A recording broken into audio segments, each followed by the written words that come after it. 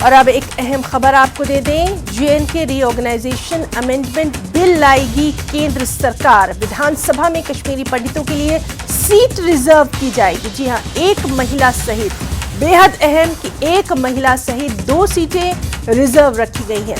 PoK विस्थापितों के लिए रखी गई एक विधानसभा सीट एलजी करेंगे मनोनीत। तो बेहद अहम खबर ये, Jammu Kashmir reorganisation amendment bill लाएगी सेंट्रल गवर्नमेंट और विधानसभा में कश्मीरी पंडितों के लिए सीट रिजर्व रखी जाएगी। एक महिला सहित 2 सीटें रखी गई हैं। रिजर्व पीओके विस्थापितों के लिए रखी गई एक विधानसभा सीट एलजी मनोनीत करेंगे। और हमारे साथ मौजूद हैं हमारे जाने पहचाने गेस्ट अमित रैना साहब। अमित सर, आपका बहुत हम वेलकम करना चाहेंगे और आपसे यही जानना चाहेंगे किस तरह से देखेंगे आप केंद्र सरकार के इस फैसले को।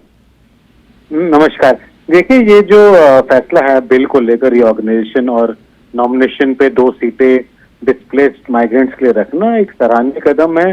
ये रिकमेंडेशन डिलिमिटेशन कमीशन की भी थी और उसी को मानते हुए इन्होंने इसे आगे बढ़ाया और एक बिल का रूप दिया है। कि हालांकि मेरी व्यक्तिगत राय ये थी कि एक जो डिस्प्लेस्ड माइग्रेंट कॉन्स्टिट्यूएंसी है उसको एक सेपरेट कॉन्स्टिट्यूएंसी करार दिया जाए और 2 कॉन्स्टिट्यूएंसीज करार दिया जाए और उनसे इलेक्शन के द्वारा उनके नुमाइंदों को चुना जाए। मगर ये कदम भी एक बड़ा सराहनीय कदम है, एक बड़ा कदम है और कहीं ना कहीं दिखाता है कि सरकार पॉलिटिकल एम्पावरमेंट देना चाहती है माइनॉरिटीज को जम्मू एंड कश्मीर में, पाकिस्तान अधिकृत जम्मू कश्मीर के लोगों को और जो डिस्प्लेस्ड कश्मीरीज हैं उनको कहीं ना कहीं पॉलिटिकल एम्पावरमेंट दे के part of the system, part of the political system और पार्ट ऑफ स्टेट सिस्टम में लाना चाहती है। तो एक सराहनीय कदम जरूर है। जी सर, आपसे ये भी जानना चाहेंगे, विमेन एम्पावरमेंट का भी यहाँ पर खास ध्यान रखा गया है, एक महिला के लिए भी खास तौर पर यहाँ पर बात की गई है, इसको किस तरह से देखेंगे आप? क्योंकि पहले ही हम देखते हैं कि जो हमारी ये विस्थापित महिलाएं हैं कहीं ना कहीं एक लंबा मुश्किल सफर इन्होंने झेला है।